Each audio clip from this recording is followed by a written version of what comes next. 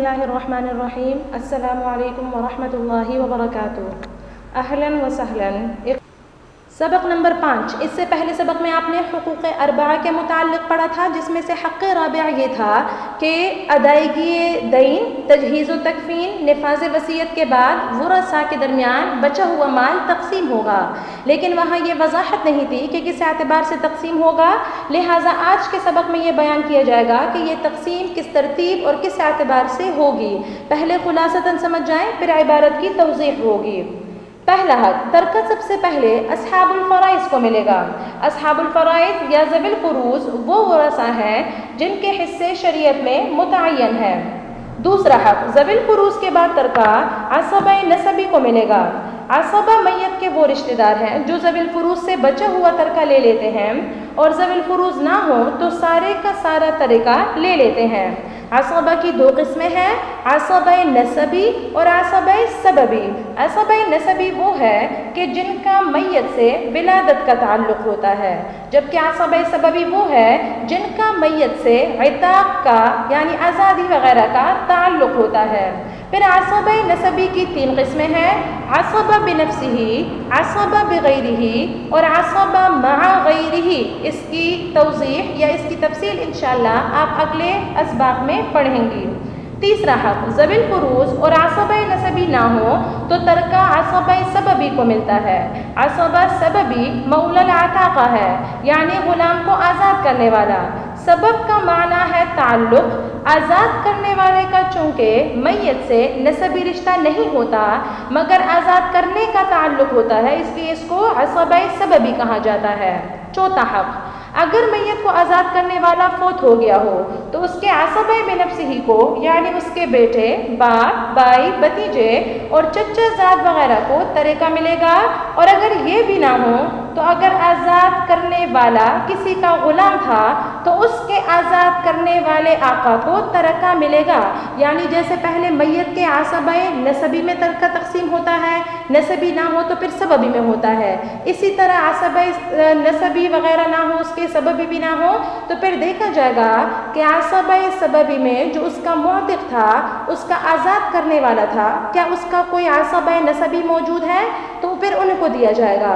اور اگر اس عصبہ سببی یعنی آزاد کرنے والے کا عصبہ نسبی نہ ہو تو پھر دیکھا جائے گا کہ اس کا کوئی عصبہ سببی ہے یا نہیں، تو لہٰذا اگر ہو تو ان کو دیا جائے گا، نہ ہو تو پانچواں حق، اگر کسی بھی طرح کا عصبہ نہ ہو تو پھر اس کے بعد بچا ہوا ترکہ دوبارہ نسبی ذوی الفروض کے درمیان ان کے حصص کے موافق تقسیم کیا جائے گا.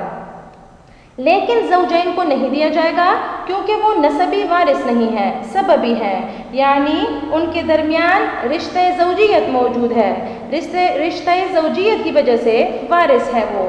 اصطلاح میں اس کو رد کہتے ہیں. چھٹا حق، اگر ذوی الفروض اور عصبات میں سے کوئی نہ ہو تو ذوی الارحام کو ترکہ ملے گا.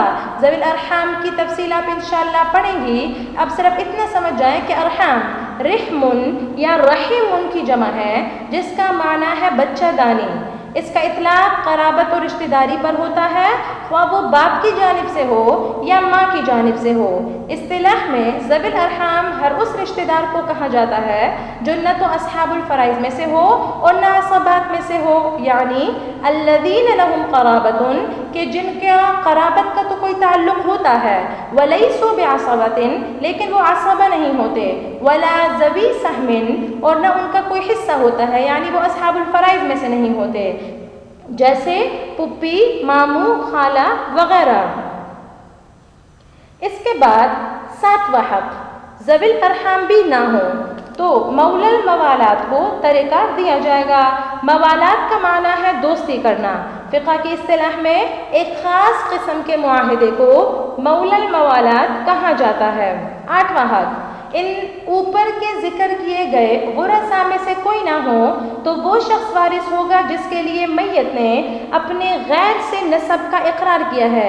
غیر سے نسب کے اقرار کرنے کا مطلب یہ ہے کہ اس نے یہ اقرار نہیں کیا کہ یہ میرا بیٹا ہے، یہ نہیں کہا، بلکہ اس نے کہا یہ میرا بھائی ہے، یہ میرا چچا ہے، یعنی اپنے والد سے اس کے نسب کا اقرار کیا یا اپنے دادا سے اس کے نسب کا اقرار کیا، تو گویا یہ اس نے اپنے غیر سے نسب کا اقرار کیا ہے.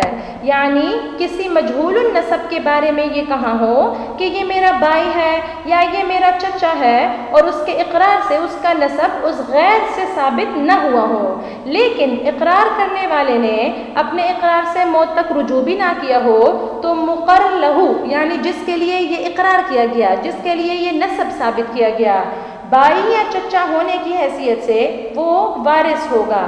نوواں حق، اگر مذکورہ بالا ورثاء میں سے کوئی نہ ہو اور میت نے کسی کے لیے ثلث مال سے زائد یا سارے ترکے کی وصیت کی ہو تو وہ ثلث مال سے زائد یا سارا ترکہ اس موصی لہو کو دیا جائے گا، اور موصی لہو کی تفصیل آپ اس سے پہلے پڑھ چکی ہیں۔ اگر مذکورہ 10واں حق، اگر مذکورہ لوگوں میں سے کوئی بھی نہ ہو تو میت کا ترکہ بیت المال یعنی حکومت اسلامیہ کے خزانے میں جمع کر دیا جائے گا۔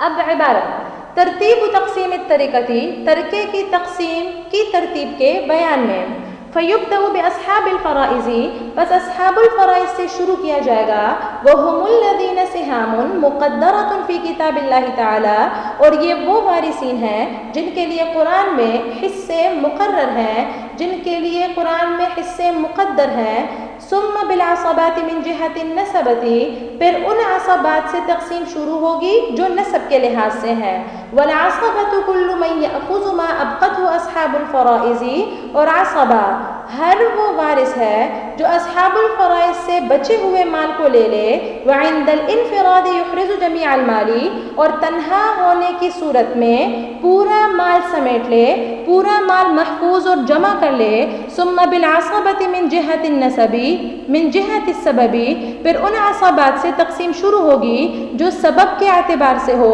وہو مولی العتاقۃ، اور وہ آزاد کرنے والا آقا ہے، ثم عصبته علی الترتیب، پھر اس آزاد کرنے والے آقا کے عصبہ سے ترتیب وار، یعنی پھر اس معتق کے عصبہ نسبی میں پہلے تقسیم ہوگا، عصبہ نسبی نہ ہو تو پھر اس کے عصبہ سببی کو دیکھا جائے گا، ثم رد علی ذوی الفروض النسبیۃ بقدر حقوقہم، پھر نسبی اصحاب فرائض پر ان کے حصوں کے مطابق رد ہوگا، ثم ذوی الارحام، پھر ذوی الارحام سے تقسیم ہوگی، ثم مولی الموالات، پھر عقد موالات قبول کرنے والے سے، ثم المقر لہ بالنسب علی الغیر، پھر اس شخص سے جس کے لیے غیر پر نسب کا اقرار کیا گیا ہو، بحیث لم یثبت نسبہ باقرارہ من ذلک الغیر، وہ اس طرح کے اس مقر لہ کا نسب اس غیر سے اس مقر کے اقرار سے ثابت نہ ہوا ہو، اذا مات المقر علی اقرارہ، جبکہ مقر اپنے اقرار پر یا اقرار کرنے والا اپنے اقرار پر مر گیا ہو، ثم الموصی لہ بجمیع المال، پھر اس طرح جس کے لیے پورے مال کی وصیت کی گئی ہو اس شخص کو دیا جائے گا مال، اس شخص سے تقسیم ہوگی، ثم بیت المالی، پھر اسلامی سرکاری خزانے کی کا حق ہے یا پھر اسلامی سرکاری خزانہ ہے۔ توضیح، مذکورہ بالا عبارت میں مصنف رحمہ اللہ نے ترکے کے مستحق اصناف عشرہ کو بالترتیب ذکر کیا ہے، یعنی جیسے حقوق اربعہ میں ترتیب لازم تھی ایسے ہی یہاں بھی لازم ہے، مثلا ان میں سے پہلے صنف کی موجودگی میں دوسرے صنف کو نہیں ملے گا اور دوسرے صنف کی موجودگی میں تیسرے صنف کو نہیں ملے گا، اور اسی طرح آگے بھی ترتیب ہوگی۔ صنف اول اصحاب الفرائض، اصحاب الفرائض کی تعریف اور مصداق، ہم الذین لہم سہام مقدرۃ فی کتاب اللہ تعالی، یعنی اصحاب فرائض وہ وارثین کہلاتے ہیں جن کا حصہ شریعت میں مقرر اور معین کر دیا گیا ہے۔ کل حصے 6 ہیں، نصف، ربع، ثمن، ثلثان، ثلث، سدس۔ ان کے مصداق 12 افراد ہیں جن میں سے 4 مرد اور 8 عورتیں ہیں۔ 4 مرد، اب، جد، اخن لأمن جس کو خیفی بائی کہا جاتا ہے، ماں کی طرف سے جو بائی ہو، چوتھا زوجن یعنی شوہر، 8 عورتیں، زوجہ، بنت، بنت الابن یعنی پوتی، اخت لأب و امن یعنی حقیقی بہن، اخت لأب یعنی علاتی بہن، اخت لأم یعنی خیفی بہن، اور جدہ صحیحہ یعنی دادی نانی۔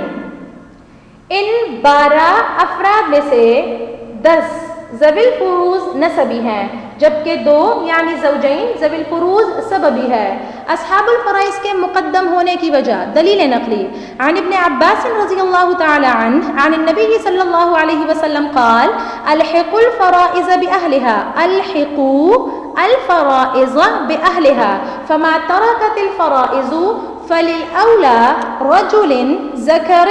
ابن عباس رضی اللہ عنہ نبی کریم صلی اللہ علیہ وسلم سے نقل کرتے ہیں کہ نبی کریم صلی اللہ علیہ وسلم نے فرمایا کہ حصے ان کے اہل تک، ان کے مستحقین تک پہنچاؤ، پھر جو فرائض یا جو حصے باقی رہے تو وہ میت کے مذکر رشتہ داروں میں سے جو میت کے سب سے زیادہ قریب ہو ان کو دو۔ لہٰذا یہ لأولا رجل ذکر سے مراد عصبہ ہے۔ حدیث مذکورہ میں عصبات پر اصحاب الفرائض کو مقدم رکھا گیا، جس سے معلوم ہوا کہ وارثین میں اصحاب الفرائض مقدم ہے، کیونکہ الفرائض بأہلہا سے اصحاب الفرائض مراد ہیں۔ دلیل عقلی اگر ذوی الفروض کو مقدم نہ کیا گیا تو یہ ذوی الفروض کی محرومی کا سبب ہوگا، کیونکہ عصبہ پورے کا پورا مال لے لے گا۔ سوال، مصنف رحمہ اللہ نے اصحاب الفرائض کی تعریف کرتے ہوئے فی کتاب اللہ پر اکتفا کیا، جبکہ اصحاب الفرائض میں سے بعض کا حصہ سنت سے ثابت ہے جبکہ بعض کا اجماع سے ثابت ہے۔ پھر مصنف رحمہ اللہ نے صرف کتاب اللہ کا ذکر کیوں فرمایا؟